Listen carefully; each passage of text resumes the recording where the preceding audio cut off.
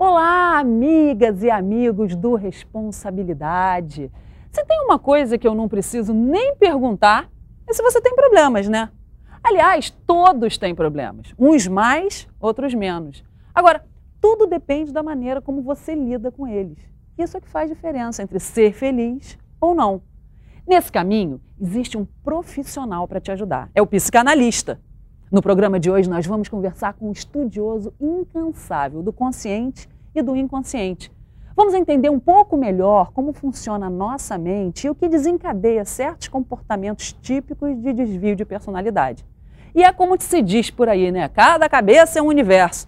Tudo isso num bate-papo imperdível. Fica aí, ligadinho com a gente.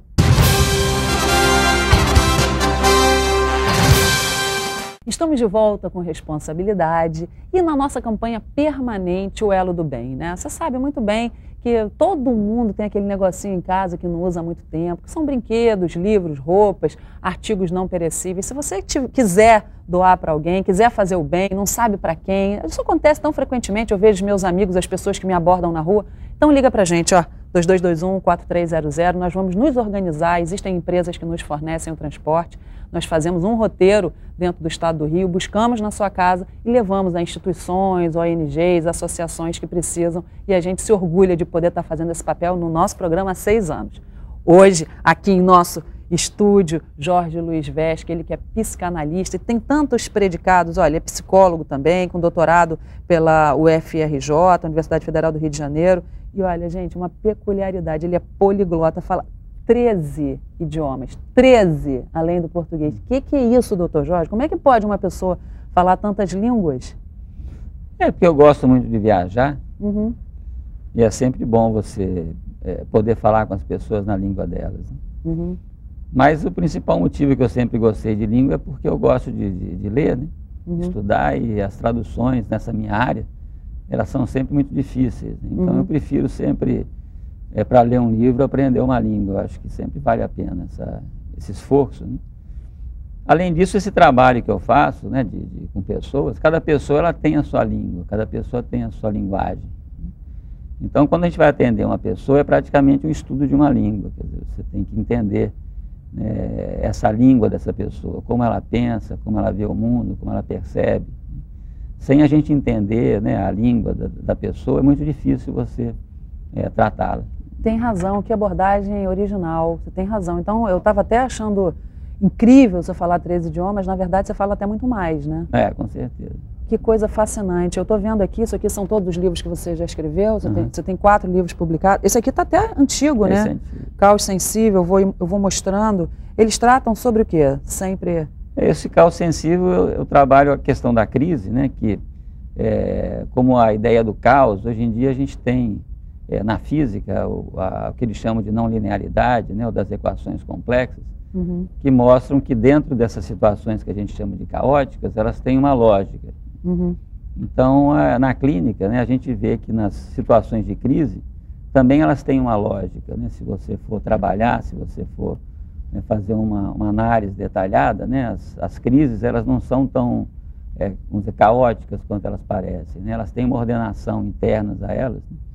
Como as situações que a gente chama de caóticas da natureza. Elas têm uma ordenação, elas têm uma equação para elas.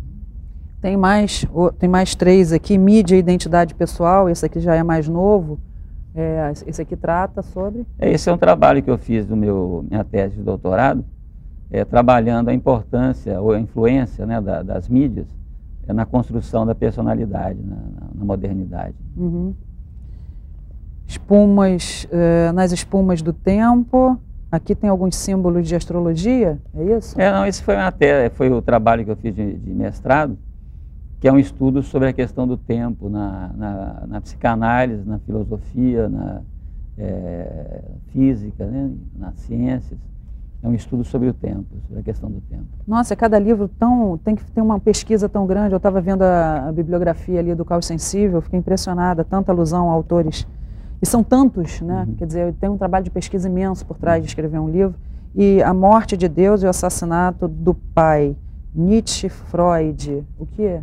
Esse é um trabalho que eu fiz sobre um estudo entre o Freud, né, que é a pessoa que começou a psicanálise, e o Nietzsche, que é um filósofo de quem eu gosto, que é um trabalho onde eu falo sobre como a pessoa começa, né, para a psicanálise, para o Freud, no que a gente chama no mito que o Freud desenvolveu do assassinato do pai. E o Freud, o Nietzsche, ele fala da morte de Deus, que é o momento em que a pessoa, né, ou que a cultura, assume, né, a responsabilidade sobre a existência dela, né, como a gente está vendo hoje em dia com esse movimento todo, né, em torno da preservação do mundo, em que a cultura, né, ela está assumindo que ela tem que cuidar da terra, ela tem que cuidar do seu ambiente. Não pode deixar isso, vamos dizer, por conta de Deus. Então a pessoa também, né, ela não pode deixar a vida dela por conta do pai. Então quando há esse movimento, né, é quando a gente chama que a pessoa ela começa nesse ponto. Ela começa, né, quando ela assume, vamos dizer, a regência da sua vida. Então esse livro é para falar sobre esse Nossa, interessantíssimo, serve para todo mundo, né? Todo mundo tem que comprar isso, eu acho que é praticamente um livro de cabeceira. A gente abriu falando que todo mundo tem problema, isso é uma grande verdade, né? Não existe, até as pessoas, porque eu acho que o mundo atual atribui muito a questão financeira. A gente escuta com tanta frequência, está com dinheiro, está sem dinheiro, está feliz ou não está feliz. Isso tem alguma correlação? Ou isso é uma coisa de foro íntimo, existem pessoas muito pobres que são felizes? Tem alguma correlação isso? Tem dois ângulos, né, para a gente ver isso. Quer dizer, um deles é que a vida, vamos dizer, ela é problemática porque a vida, né, ela é dinâmica, ela é sempre móvel. E a nossa mente, ela tende, vamos dizer, para a repetição, para a estabilidade. Então, o que é um problema, né? O que é uma crise? É alguma coisa que já deveria ter sido mudada adequadamente e não foi, ou foi mudada, né, de uma maneira inadequada. Então, um problema, uma crise, é uma oportunidade que você tem, né, para fazer mudanças, né, que já deveriam ter sido feitas e não foram feitas, né, para acompanhar a própria dinâmica da vida, o próprio movimento da vida, né, porque a nossa mente, né, ela tem dificuldade, né, dessa plasticidade, né, dessa dinâmica que a vida apresenta. Mas a pessoa não fica atávica aquele jeito anterior e tem dificuldade de conseguir mudar? Quer dizer, deve ser meio raro uma crise poder proporcionar mudanças internas muito fortes, né? Cada momento, né, as pessoas elas tendem a atribuir a causa né, dos problemas, a causa das dificuldades a alguma coisa. Como a gente está numa sociedade capitalista, a gente atribui ao dinheiro. Né? Se fosse uma sociedade religiosa, se atribuiria aos deuses, se fosse, né, enfim, cada sociedade busca um culpado. Agora, o fato, né, é que a gente vê muitas pessoas que são ricas ou que são famosas e tem muitos problemas, né? Tem pessoas, a gente tem na mídia há pouco tempo, a gente viu, né, Whitney Houston, uma série de Amy Winehouse, ou outras pessoas, né, que têm problemas. Isso não... Um paciente que entra no seu consultório, geralmente ele tem pressa, que eu vejo que o mundo está muito dinâmico, todo mundo tem pressa de tudo, né? É para comer, é para se vestir, é para chegar no trabalho, as pessoas ficam estressadas no trânsito, reclamam de tudo. Então a pessoa que vai se tratar psicanaliticamente, ela já entra lá falando, olha, eu estou aqui, mas eu estou com pressa, eu quero ficar bom. Existe isso? Tem. Inclusive uma das coisas que eu trabalho nesse livro meu sobre o tempo, né, é que é um certo paradoxo, né, da nossa cultura, porque tudo que tem a ver com prazer, né, o prazer ele tem a ver com perda de tempo. Todas as coisas que implicam... O próprio prazer ele é uma perda de tempo. É preciso que você... Em todos os sentidos? Todos os Até sentidos. O sexual? Principalmente. Porque, por exemplo, você não é todas as vezes em que a pessoa tem um intercurso sexual que ela tem um projeto de ter um filho, por exemplo. Então, aquela atividade, assim, ela não é operativa em nada. Entendeu? Visto por esse ângulo. É uma distração, é uma perda de tempo. Entendi. É verdade.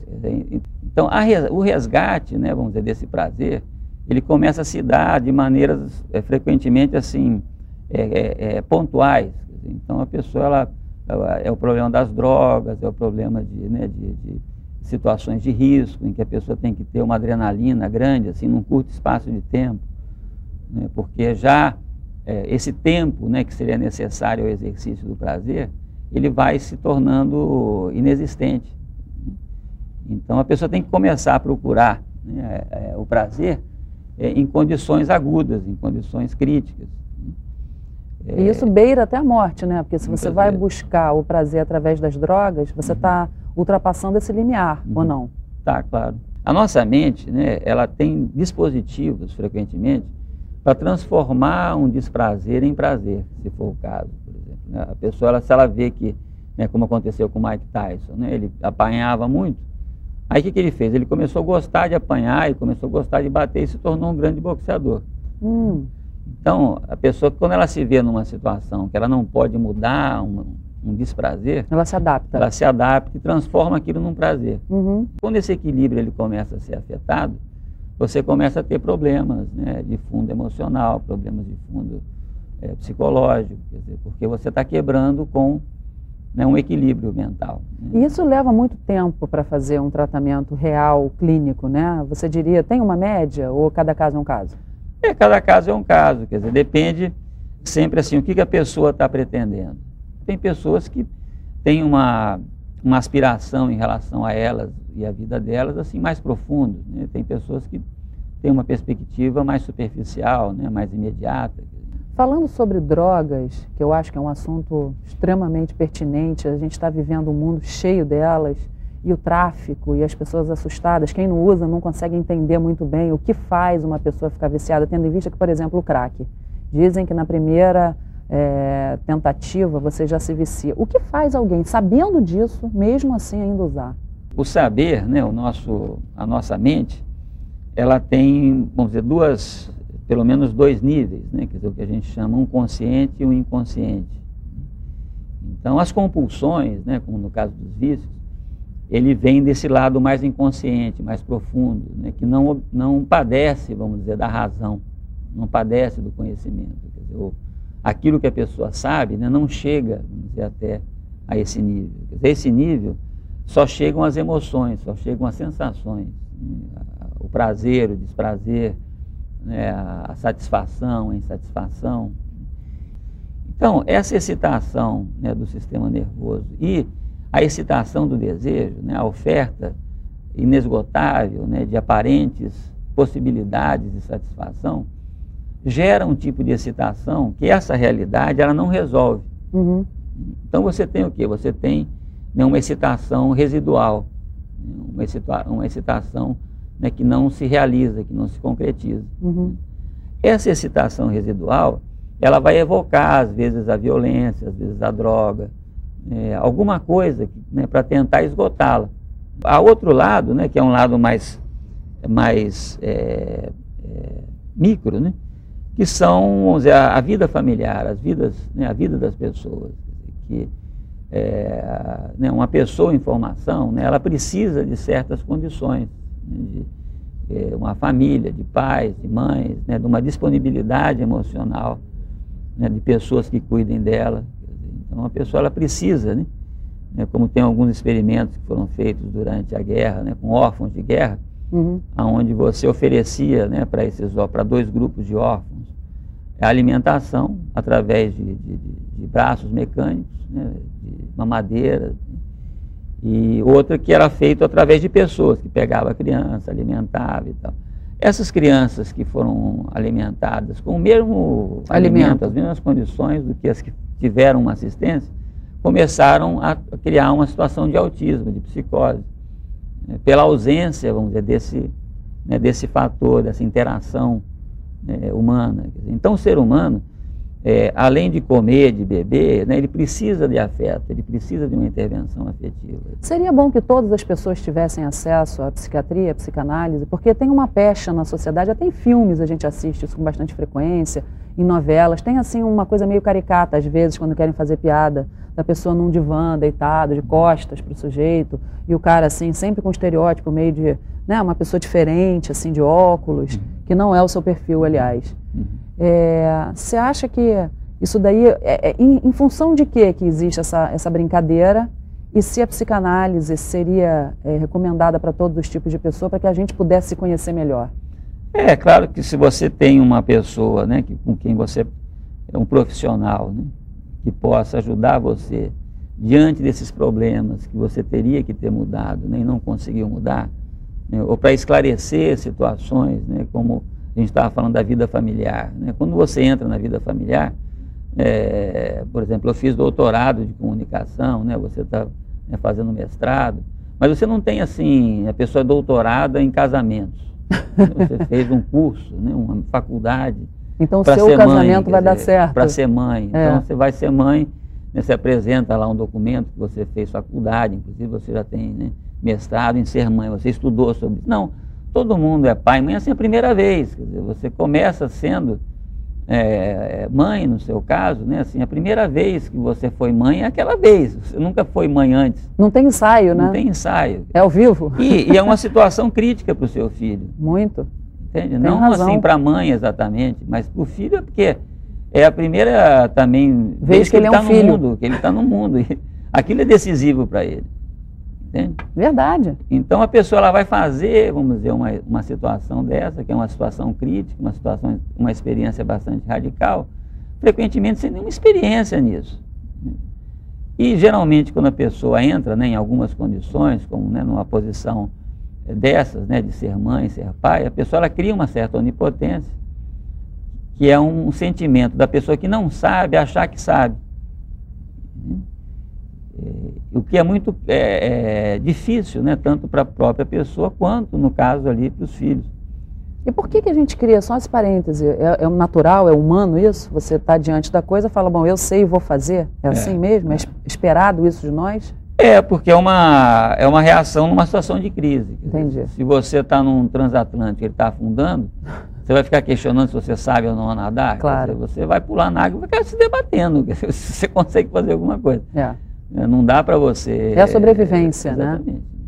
Então, nessas condições, nas condições, vamos dizer, comuns de existência, é importante você ter alguém, né, que possa lhe orientar, com quem você possa conversar, né, porque isso facilitaria, né, uma série de problemas oriundos, né, dessas soluções, vamos dizer, micros, né, que acontecem aqui e ali, que acontecem, né, na vida privada, que acontecem na vida afetiva. É verdade, nos casamentos, nas famílias, você tem toda a razão. Então, a que você atribui não existir esse serviço assim, em larga escala, para que todos tivessem acesso? Tem um problema, vamos dizer, político, né, e tem um problema cultural. O problema cultural é que essa questão que a gente chama dos problemas, né, emocionais, ou psicológicos, ou mentais, eles, vamos dizer, evoluem ali da coisa da possessão, vamos dizer, demoníaca, depois, né, dos hospitais psiquiátricos, né, das pessoas que antigamente, como os tratamentos eram muito, né, primitivos, né, esse tipo de problema evoluía, vamos dizer, muito mal, quer dizer, evoluía, que a imagem, vamos dizer, né, que as pessoas ainda têm, né, do que a gente chama de problemas mentais, problemas emocionais. Então, esses preconceitos, né, eles vêm, vamos dizer, desse passado, né, desse tipo de prática, quer dizer, numa época, né, onde esses problemas tinham essas inserções ali, né, religiosas e médicas e tal. Na área, no campo político, é porque os problemas, né, as pessoas terem problemas, primeiro, você falar, né, a pessoa começar a falar, é uma coisa profundamente revolucionária. Quer dizer, né, as pessoas começarem a pensar. Se você começa a falar, né, você começa a pensar, né, se você começa a querer assim, resolver os seus problemas, né, você começa a mexer, vamos dizer, na causa deles. Isso é uma certa reação em cadeia que você vai... você começa a refletir, se dar conta, é isso? Você começa a ver que você pode estar com aquele problema por conta das suas condições de trabalho. Aí você quer mudar as condições, mas aí para mudar as condições de trabalho também depende das condições econômicas do país, que depende das condições políticas do país. Então você começa a entrar numa rede de questionamentos. Que talvez não interesse você. Não interessa, vamos dizer, politicamente, né? E também não interessa economicamente, porque a gente sabe que as pessoas em crise, elas consomem muito. Tem esse lado, claro que sim. Então, quando uma pessoa está, vamos dizer, ela não sabe, né, o que faz, né, ela compra. Come. Come, compra, ela consome. Por quê? Porque é uma reação crítica, né, diante de uma insatisfação. Então isso não vai mudar nunca, lamento comunicar. Porque se esbarra na vertente política, talvez até tivesse um jeito, se tivesse alguma motivação de alguma maneira. Agora, se bateu no lado econômico e vai parar o consumo, acabou. A gente sabe que já tem algumas experiências feitas, né, no Brasil, que se a pessoa, o plano de saúde oferece esse tipo de assistência, as pessoas que estão sendo assistidas, diminui muito a demanda delas de médicos, de exames. E por que eles não estimulam? Pois é, exatamente isso, porque a ideia, né, dos planos também é que haja essa demanda. Bom, falando um pouco de você pessoalmente, estou com a tua ficha aqui, eu vejo que você também, nas horas vagas, que eu não sei se há, você pratica vários esportes. Isso é uma receita? Como psicanalista, você poderia dizer que fazer esgrima e várias atividades relacionadas à cultura oriental, isso ajuda de alguma maneira o ser humano ou é uma maneira exclusivamente sua? Não, acho que ajuda. Acho que a gente tem que exercitar o corpo, né? Quer dizer, eu particularmente, como meu trabalho é muito sentado, né? Então todo dia eu tiro algum tempo para praticar algum tipo de esporte, algum tipo de atividade, principalmente alguma coisa que exija, né? Assim, uma reação corporal mais rápida, né? Porque para equilibrar o tipo de trabalho que eu faço. Mas eu acho importante, mesmo essas atividades que eu não faço tão bem, né, como o meu trabalho, eu acho importante a pessoa ela sempre ter na vida dela alguma atividade que ela não faça muito bem. Não só para ela manter uma certa humildade, né, de você não ficar achando assim que você é muito bom sabe também, tudo? sabe tudo. Então é importante você ter, eu acho que tem um psicanalista antigo, Jung, né, que ele, na época, já tinha a eletricidade, já tinha os recursos, né, alguns recursos, e ele morava numa casa fora, no campo, e o pessoal falava sempre para ele, por que ele não colocava luz elétrica, porque ele ainda mantinha a lareira, cortava a lenha, tirava água de poço, né, manualmente. Aí ele falou assim, não, que isso é para ele não enlouquecer. Ele mantinha essa atividade. Então, acho que é importante a pessoa ela fazer alguma coisa, né, que ela não faça assim muito bem. Para ela manter os pés no chão. Manter os pés no chão. Ah, que fique isso como recado. Você é tão calmo, você é calmo porque é psicanalista ou você é psicanalista porque é calmo? Acho que não tem uma relação, vamos dizer, de causa e efeito entre... Eu não sei, provavelmente se eu não fosse calmo, né, eu ainda assim seria psicanalista e eu poderia ser psicanalista sem ser calmo também. Mas coincidiu. Né? Mas também, quer dizer, não é que eu seja calmo, mas essas atividades que eu faço, né, ajudam um pouco a manter essa energia, né, mais estável. Quer dizer, talvez se eu não praticasse artes marciais e lutas, né, eu ficasse um pouco mais estressado. Para quem está deprimido, uma mensagem final. Eu sei que um tratamento demora muitos anos, mas só uma frasezinha para a pessoa terminar o programa animada e feliz.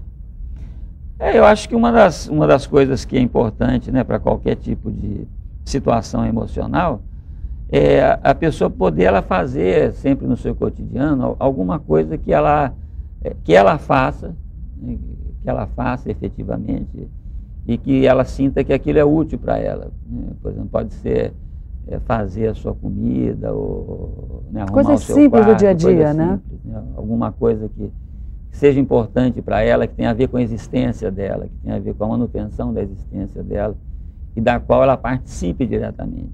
Fazer com consciência, porque senão essa tarefa se torna, para quem já está triste, enfadonha, né? Ter a consciência que aquilo tem que gerar algum prazer, né? Porque as duas coisas que são muito frequentes, né, assim, na base da depressão, uma delas é esse desequilíbrio que eu falei na mente, né, entre o prazer e o desprazer, quer dizer, quando, né, o prazer ele vai entrando no vermelho, e um sentimento de nulidade em relação à própria existência, quer dizer, como se a pessoa perdesse, né, a aderência dela, à existência dela. E isso às vezes pode ser conseguido com coisas simples, né? Coisas, como eu falei, atividades, né, que você faça e da qual a sua existência dependa daquilo. Entendi. Tem algum e-mail, se alguém quiser falar contigo, alguma forma de te contactar? Tem o VESC, VESCHI, @uol.com.br. Muito obrigada. Quer mandar beijo para alguém? Para as pessoas que estão assistindo, que estiverem nos acompanhando, um prazer estar aqui. Prazer é todo meu. Muito obrigada, viu? Muito esclarecedor. Genial. Viu, gente, como o nosso programa ensina um monte de coisa? Eu aprendo a beça. Fiquem com Deus. Muito obrigada pela honra da audiência, que a gente sabe que é uma questão de escolha. Lembrando sempre que quanto mais responsabilidade você assiste, mais responsável você fica. Até o próximo programa.